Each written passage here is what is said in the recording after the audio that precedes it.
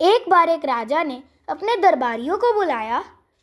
उनसे प्रत्येक दरबारी को 10 स्वर्ण मुद्राएं दी और कहा कि अगले 3 दिन में वे इन मुद्राओं को जिस प्रकार चाहें खर्च कर सकते हैं।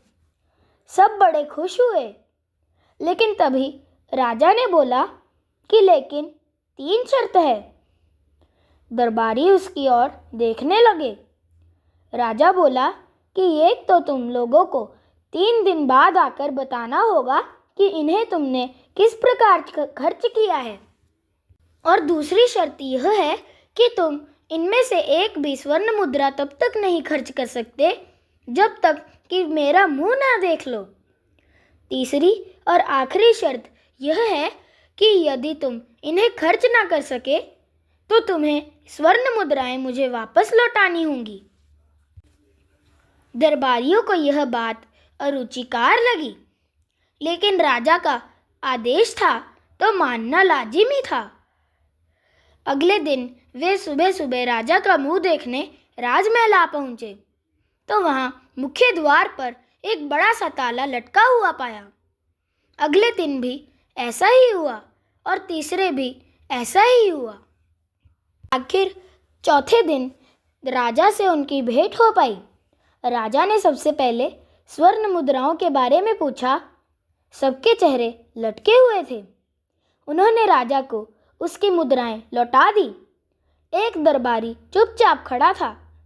राजा ने उससे मुद्राओं के बारे में पूछा तो उसने बताया कि उसने 10 मुद्राओं को खर्च कर दिया। फिर उसने पूरे खर्चे का ब्यौरा भी पेश कर दिया।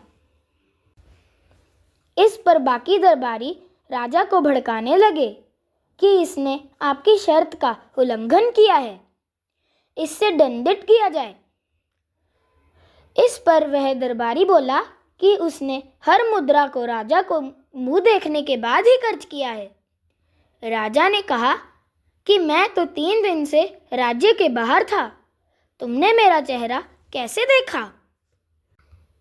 इस पर दरबारी ने बताया कि स्वर्ण मुद्रा की एक और आपका चेहरा अंकित है। मैं हर मुद्रा को खर्च करने से पूर्व आपके दर्शन किया करता था।